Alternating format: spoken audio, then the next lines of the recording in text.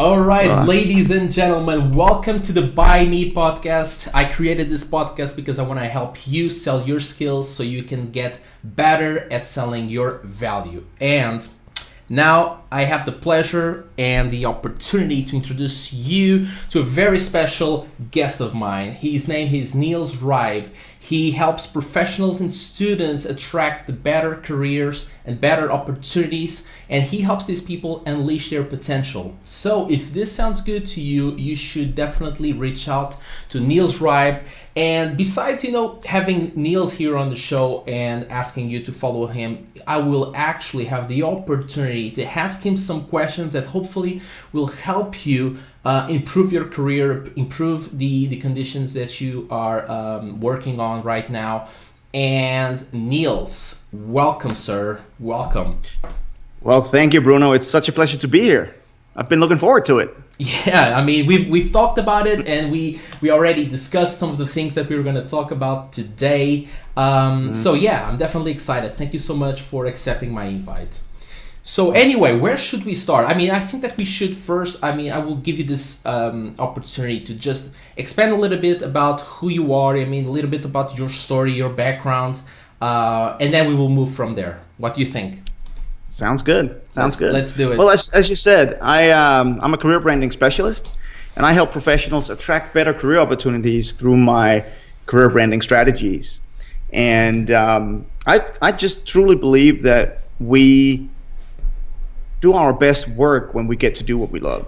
And that's pretty much why I do career branding, is to help people get to do the things that they're most passionate about and the things that make them thrive. And with that, unleashing their full potential. And my story with all this started about 5.5 years ago now. When I launched my first blog. I had no idea what I was doing, but I had a message that I wanted to share. Okay. And some experiences. And what happened was that when I started to share all these things, I started attracting people from an industry I had never been in to my network. Okay. And within 6 months, I had gotten asked to go out and do talks. I started doing workshops, things that I had never dreamt of. I even attracted, people within the government, and I got a meeting with the Danish Minister of Labor to have a meeting with her, talking about some stuff there. And all these awesome opportunities started to line up. Wow. So that's pretty much what I'm today teaching others, how to get these opportunities to line up so that they can get better career opportunities that align with the things that they're most passionate about. I love that, man, because you said it at first you had really no good idea on what the hell you were trying to do, but you were certain about a message that you want to share. And what was that message?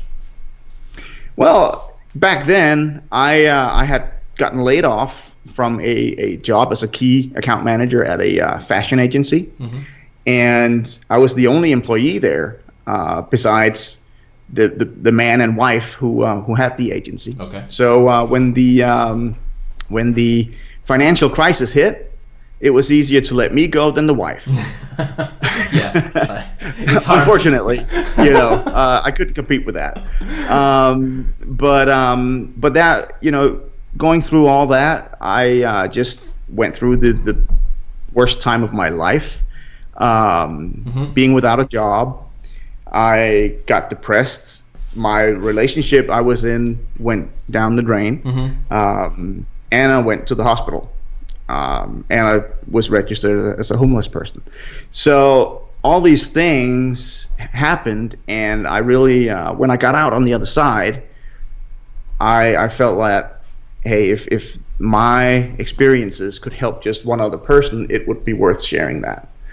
Absolutely. And doing that just brought me on this journey that is still going on, just in another direction, where I'm now helping people, from all over the world, attracting career opportunities so that they can do what they love.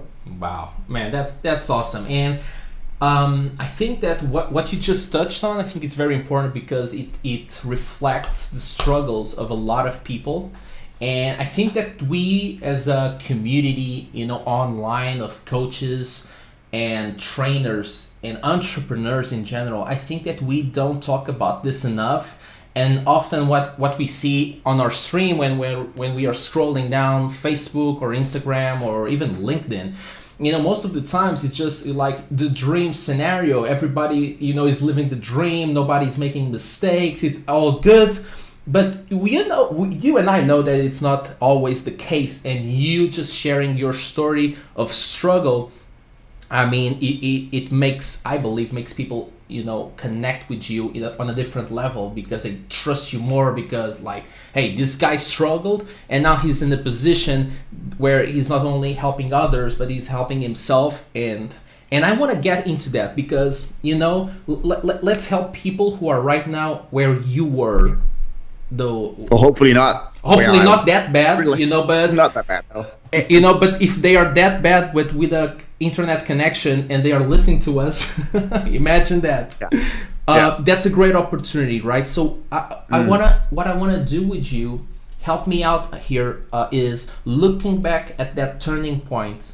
What was the one thing that made you start believing in some way, getting out of that situation? Well, I remember it as it was yesterday. Tell me. I couldn't tell you the exact time of the night it happened, but I know it was a Sunday night. I was laying in the hospital bed, and I thought that things were just not good. And before all these things started to happen, I tried to read books, but because of my mental state, nothing like stayed in there. Right. But that night I remembered something that Stephen Covey, the author of 7 Habits of Highly Effective People, he wrote that between what happens to you and your response, in between there, that's your space to choose your response. So we always have a choice, no matter what happens to us. We have the choice to choose how our response will be to what happens. Okay. And it just hit me right there. I was laying there, and as I usually say when I did talks about all this, I always pictured this if this nurse came in to look at 2:30 in the morning there, she would have been blinded by my white teeth, because it was just such a relief to really just get to the point where I could do something. I felt that I was empowered to do something. I could choose. So what I did was I just got out of bed. I had a whiteboard like you have behind you there. I had a list of things that I needed to take care of, and getting a place to stay and finding a job and all these minor things in life. Right. But on top of that, I just started. I wrote New Beginning, and from that day on, I tried to focus on the things that I could do something about, and not the things that were out there that was without outside of my control. I like that. So I guess that if anyone is listening to us or watching us and they feel like they're out of control, they feel like nothing is working out really, so your advice would be, hey, no, you are in control, and between whatever is happening to you and whatever it's the response that you're giving, there's this space where you can take ownership and do something about it, right? Yeah, exactly. Yes. And it at the time, for me, I didn't feel that there were a lot of things that I could really control. Right. But I focused on the small things, and the small things just grew bigger. And when I launched my first blog, that was again something I had seriously no clue what I was doing. Let's talk about that. Yeah. I set up my first website in iWeb, which is an app that doesn't even exist anymore on Mac. Only you use that app. Probably. That's why they don't have it anymore. But it was safe for me to work in because all the icons looked like, the icons in Pages, Right. and the other apps that they use or have. So that was safe for me, and that's where I started. And then it's just, I've built skills on top of that, and today I'm building my own, websites and membership sites and sites for my online summit and stuff.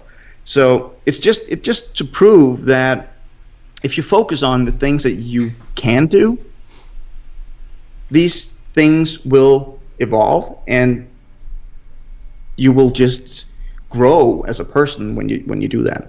Love it. I love that. And focusing on that, let me see what would be the strategies or the advice that you would give someone who is trying to figure out, okay, what exactly can I do that I can actually go into the marketplace and say, hey, I can do this in a way that they would be certain enough about their value that they could feel like, okay, I'm really remarkable about this, or this is an outstanding thing that I have here.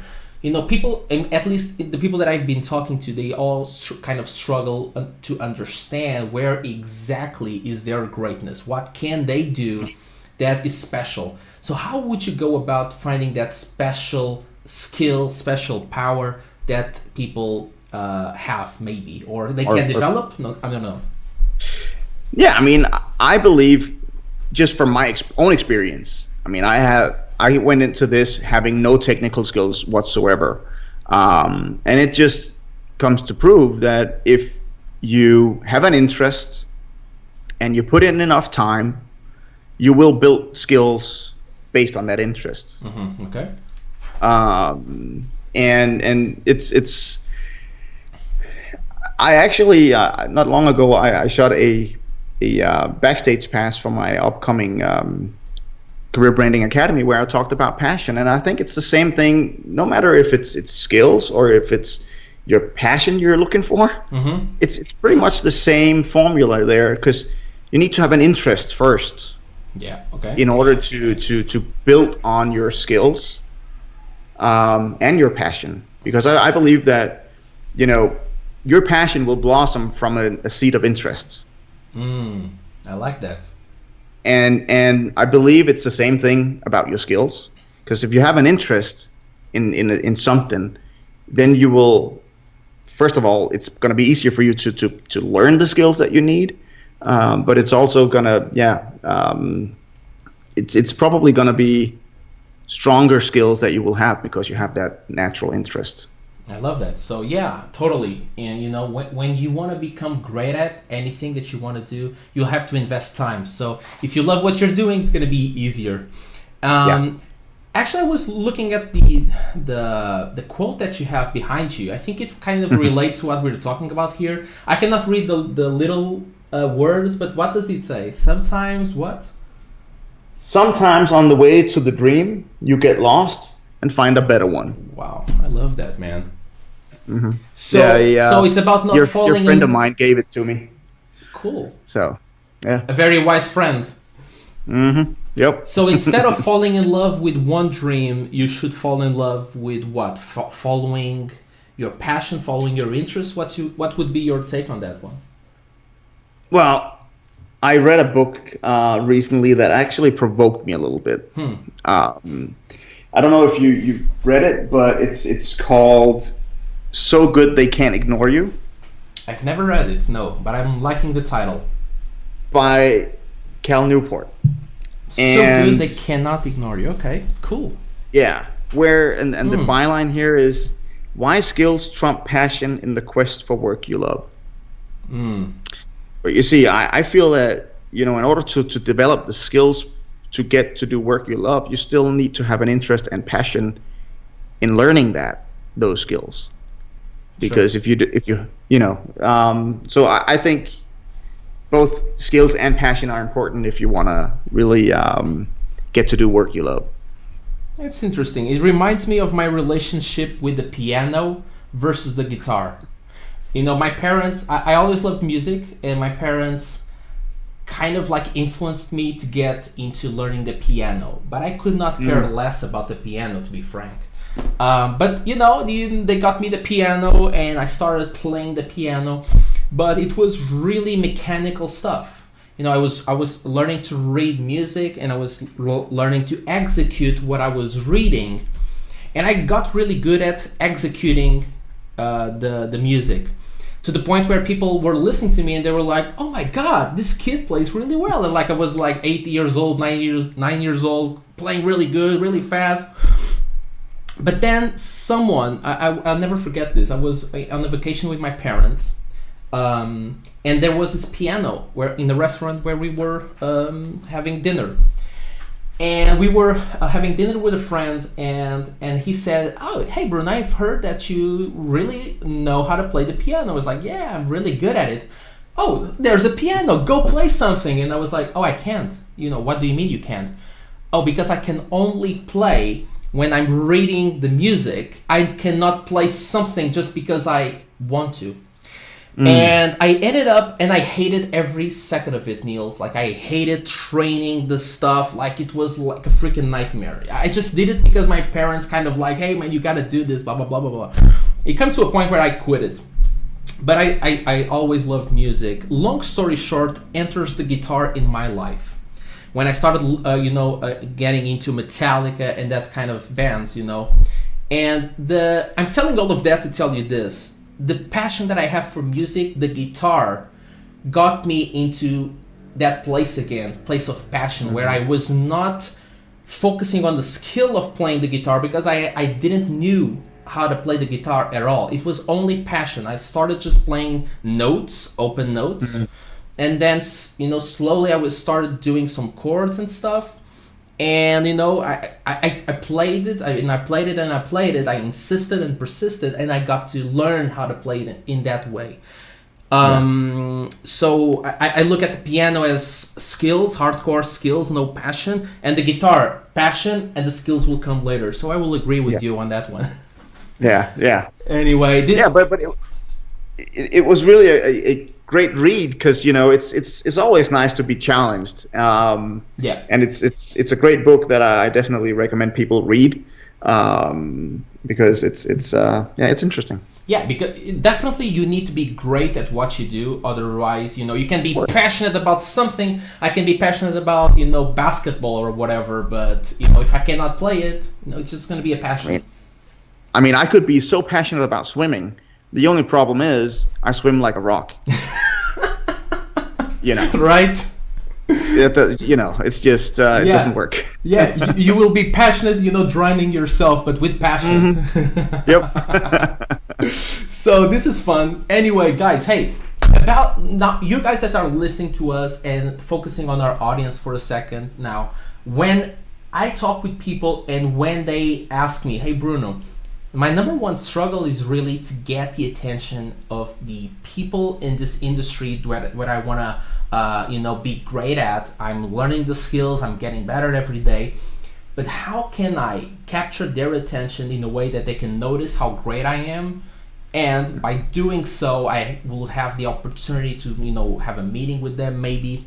So what would be what advice would you give these people? Oh, here we go. Oh, here we go. Now you're getting me started here. Now, there's an easy way and there's a more valuable way. Okay. So let's start with the easy one, maybe.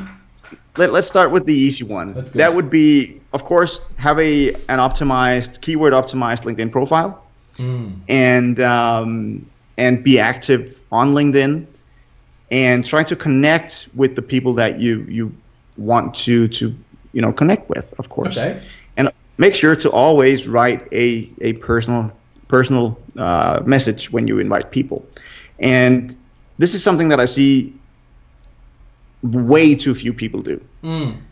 So you will actually stand out just by writing a personalized invite, almost. And what you want to do in that invitation is to create a baseline for why you want to connect with this person. For instance, if I were to connect with you, I would write something like, "Hey Bruno, I came across your website. I read this article you wrote on LinkedIn, and I thought it was amazing, and I think we could do some great things together. We have the same interests, so what do you say? Let's connect." Something along those lines. Yeah. But create that baseline for how you came across that person and why you think it would be interesting to connect. Way too few people do that. So that's the easy way. So that's the easy way. The hard way and the more valuable way would be to set up your own website.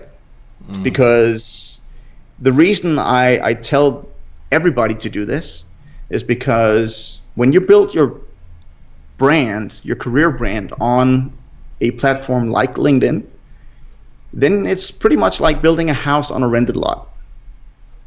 You don't own anything on there. You don't know where LinkedIn will be in 5 or 10 years, which is kind of scary to think about because so many people have invested so much in LinkedIn. That's right. But all the content that you create there, you don't own it. Just like you don't own the pictures you share on Facebook. That's right. But we don't think about that most of the time. And that's why I'm talking about having your personal career website where you will be in control. You will own all the content that you put on there. And I want you to write blog posts about the things that you're interested in professionally, even passionate about if you're at that stage. Write about the things that goes on in your industry. And write about, hey, I read this great book, and write your takeaways. Write about conferences you go to. Anything. That will really set you apart from 93 or 96% of all other professionals that don't have a website. And in a way that really shows that, one, you're super engaged in your industry. Mm-hmm. Two, a recruiter or a hiring manager will really get to know you even better than they can from just looking at your LinkedIn profile. True.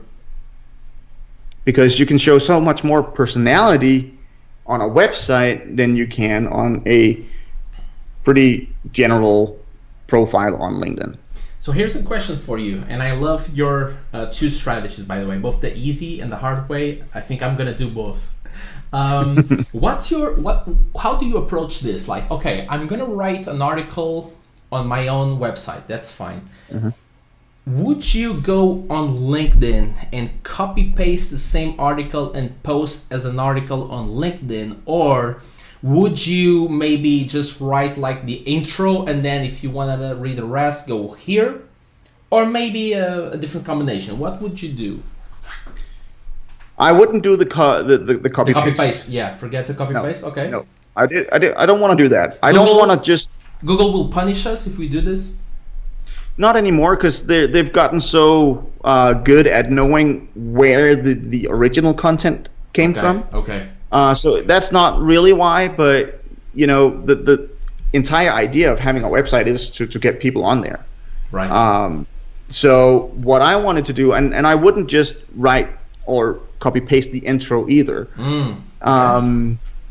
What I do is that when I have done interviews or written a larger post on my website, then I would write some of the takeaways in an article on LinkedIn. Okay. So that it still creates value, but I would refer people to the website to read the rest or watch the interview or whatever it might be. Okay, I got it. So, okay. So, yeah, because I see people, doing what I think is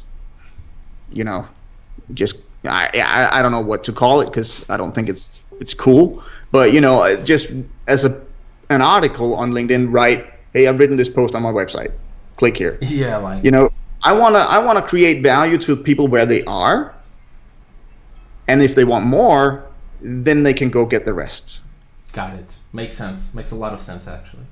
So yeah. Good. Now that they got the interest of the right person, of the right decision maker, and maybe that decision maker decided to connect with you, Now you're in the meeting, you're face to face, or maybe you're on Skype like we are. What would you say that maybe are the top 3 things that people should do in order for that decision maker to understand, okay, this is the person that I was looking for, and I really gotta get this person on my team? What would be? Well, first of all, if you've got the website up and running and you've got, because what happens when you have that website and you create content on a consistent level there, is that this person that you're going to sit across from during that interview will have had this knowledge base of yours to look through before they even invite you in for the interview. Okay. So in my opinion, I think the interview in this regards will be more of a okay, is the chemistry here? Because based on the content that you've created over time, they will have a pretty darn good knowledge about who you are and what you can do and how you can add value to that company. So your point, what I'm hearing is, if you are on a meeting with them because they asked you for a meeting with you, it means that they already know that you can do the job. Now they are just looking, okay, is there any way for us to collaborate because you and I are on the same page? Okay. Most likely, yeah. Yeah, okay, I get it. But now imagine a case where the decision maker did this because, yes, he stumbled upon your website. Yes, he read your article, but kind of like he just scrolled down, fast. He has this idea about you, but not the entire idea. So assuming that he is not that like, okay, let's do business right now, let's hire this guy already, what would you say that I should do, or anyone from my audience should do, in regards to the approach to that meeting? Yeah, I mean, first of all, before you go into a meeting like that, you need to research the company.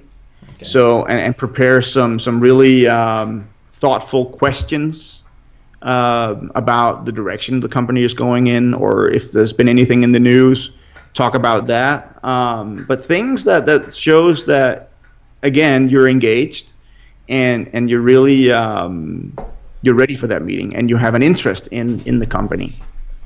I get it. Okay, that's fair enough, and very good advice, Niels. One thing that I've been noticing on Twitter, because I'm on Twitter like searching for keywords like job interview, cover letter, and stuff of that nature, and it just blows my mind how people are lazy.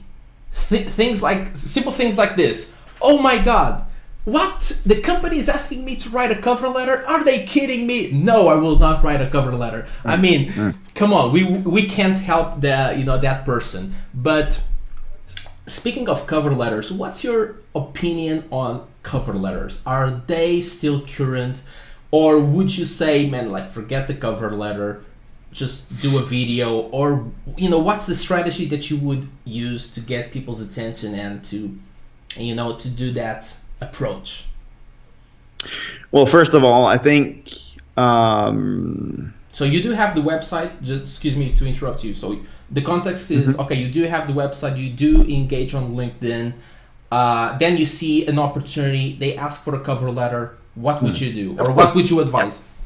I mean, definitely write a cover letter, and I would really if you're interested in applying, of course. Yes. Then you want it to be as much about the value that you can bring to the company. I love, how I did a masterclass with Steven Shetletsky, who is the chief of staff at Simon Sinek. And he talked about, we talked about starting with why and having this why statement. And if you could put something along those lines, either a why statement or a personal value proposition on top of your cover letter, that will grab the attention of the receiver right away. And of course, then from there on, go in there and focus on the values that you can bring to the company in the position that you're applying for. Excellent. And I didn't ask you this earlier on our last talk, but since we last talked, I was helping this gentleman from South Africa. He's in a really tough position. Like for 2 years, he lost his job, and now he's at risk of losing his home, losing everything. And I stumbled upon a post on LinkedIn saying, hey, let's help this guy. And I planned to do like a free 30-minute call with him, sharing some strategies that he could put to work immediately and get results. That 30 minutes turned into 2 hours, and those 2 hours turned into me doing the cover letter, doing the resume, doing the whole thing. Anyway, I'm telling you this to tell you that what you just told, it was exactly what I did on his resume. I said, hey, here's why you should care about me. Here's why I know that I can do this. Here's my work experience just to validate the stuff. And here's my contacts. It's very simple stuff. And he was telling me that he's now getting the responses from the market and getting called for interviews. Of course, that's not only because of this, but it just validates your point. And I mean, it's just, totally, 100%. Yeah, you don't want to make a cover letter all about you. You want to make it about the receiver. It's as simple as that. People don't care about you. They really care about, okay, what can you do for me? And especially in a situation where you're applying for a job, they want to know what you can do for them because they're going to pay you. So, Makes sense, right? Yep. Wow. So Niels, let's talk about a little bit about the people that you've been meeting recently and throughout the years, and the events that you've been organizing. And the reason why I'm asking you this is not like to impress my audience or anything, is so they can really understand how much of an impact they can make if they can understand exactly how can they bring these people in and how can they generate the amount of enthusiasm that you have for what you do, and how can they persuade people to come in and attract them with your energy. But it's not only about energy, is it? What makes people say yes to you? Tell me, what's your secret sauce? The most important thing that you can do when you start branding yourself, or it's to be authentic. Be you. Don't be something that you're not, because it's going to shine through. So that's the most important thing. As long as you're authentic and the things that you share with the world is coming from the right place, and it's not just about you, but it's more of a go-giver mindset that you have, sharing your knowledge. Like Derek Sivers says that, what's amazing, what's obvious to you is amazing to others. So having this go-giver mindset and sharing what you know will attract the right kind of people to your network, simply based on the knowledge that you share. I think what you just said, it blew my mind last time we talked, and I think that can you repeat that for a second, because that little snippet of the obvious versus... Yeah. What's obvious to you is amazing to others. And isn't it true that we have a tendency to neglect our own abilities? And discount them. Yeah. And just so you see how I'm also like a victim, or not a victim, but how I also fall into this trap. I just recently created, and maybe you've noticed this or not, anyway, I just launched a training program inspired by this podcast. This is By Me podcast. I created the By Me journey, so I can help people throughout this journey with the sales strategies that I teach. And all the core 6 strategies, I decided, okay, I'm gonna give away for free, so people can, because my biggest problem right now is people don't know me. And my thought process was, well, if I hide my training program, or at least part of it, behind a paying wall, I'm not really achieving my first goal, which is, hey, I first need to show up and demonstrate that I can actually help people. So let's go ahead and give these 6 strategies away for free, no money, no nothing. But for each of one of those 6 strategies, I have more content that I go deep into it. And for that exclusive content, I am asking for money, just so I can be sure that people will take it seriously. Otherwise people, free stuff, we don't value what it's free, to be honest. So I'm telling you, Tell me. How many PDFs, downloads do you have on your computer that you've never really looked at? Unread emails with PDFs, yeah, for sure. That's right. Yeah. Yes, it's true. And I'm telling you that to, I'm not sure if I even told you the price, but I'm asking people for $9 a month to get my full video training course that I'm gonna keep expanding anyway. And I know that $9 is a complete joke, okay? But coming back to your point of what's obvious to you is amazing to others, being obvious, and we end up discounting our own greatness and the value that we're offering is really just a dumb way to stay broke, right? Like, yeah, and it's just, you know, it's such a shame because we are all unique in our own way with the things that we've experienced and our interests, passions, right, and all these things. So we all have this unique combination of knowledge. And when you, I have a story to share about someone that I've been working with. Please. And just to show, and it's a great story because it shows that almost no matter what you do, career branding can help you go to the next level.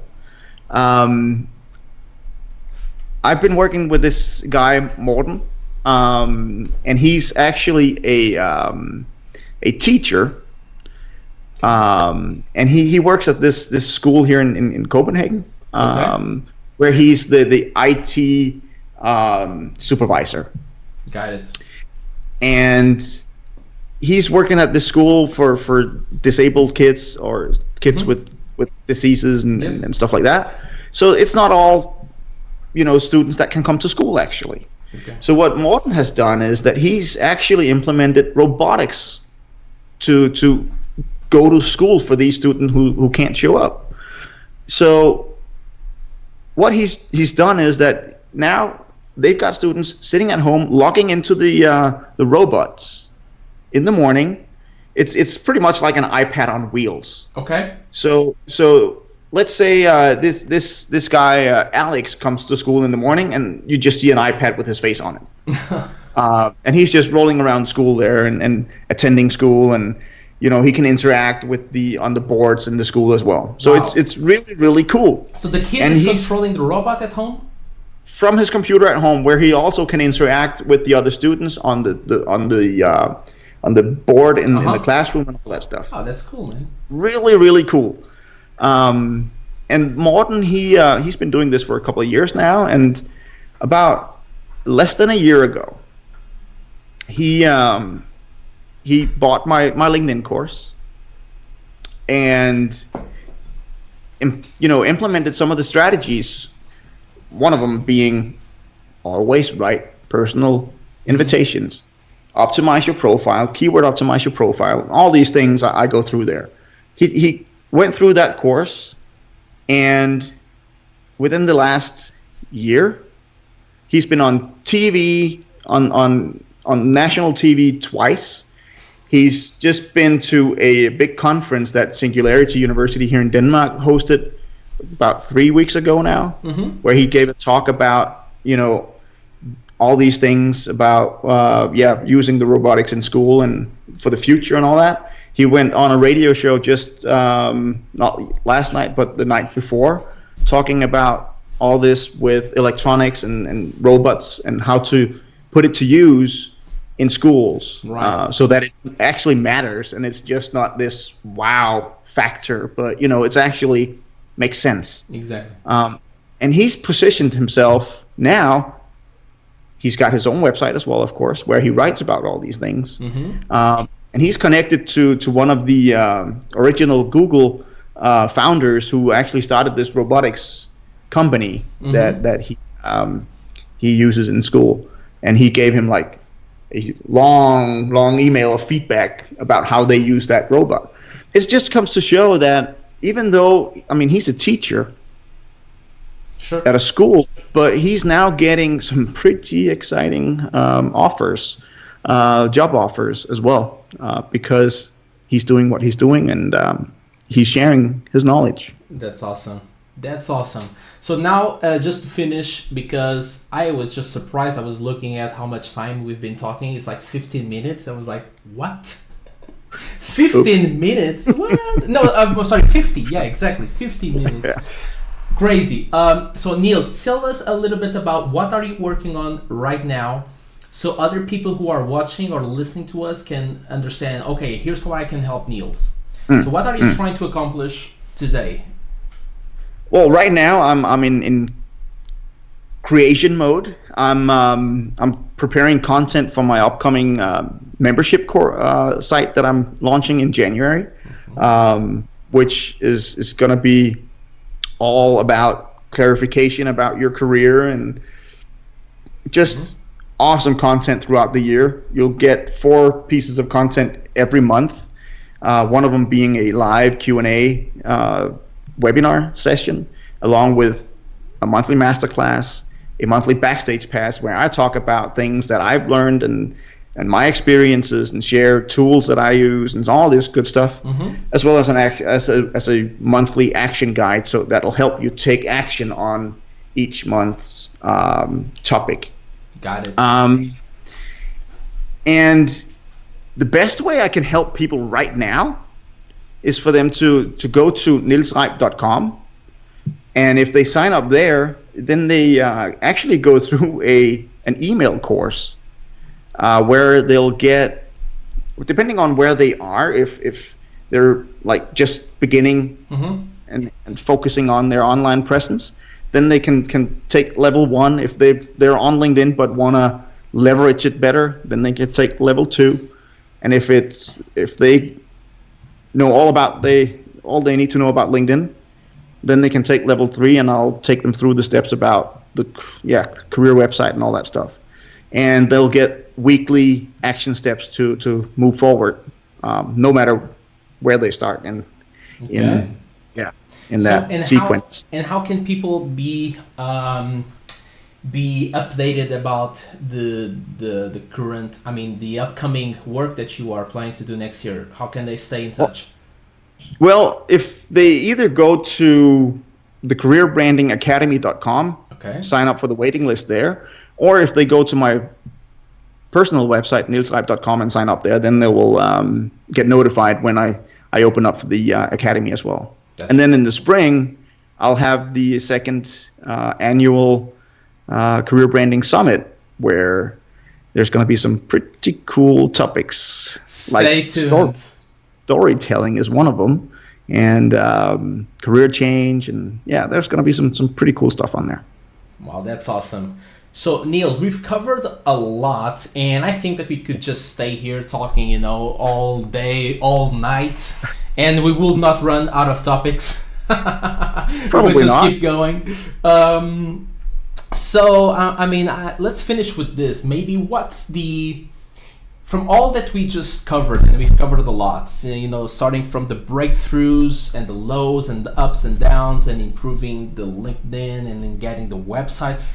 From all the things, what would be the first step, when people are like overwhelmed, oh my God, I just don't know, I have so many things that I can do right now. So let's help this person, after 50 minutes here, what would you advise people after they stop listening to us? What should they do next? What's the first thing, maybe? Well, the first thing you need to do to build your online presence, or the easiest thing to do, is to get your LinkedIn profile optimized. Make sure that your LinkedIn presence is significant, and that you start sharing updates and comment on other people's updates, because that's the easy way to start building your online presence and your online career brand.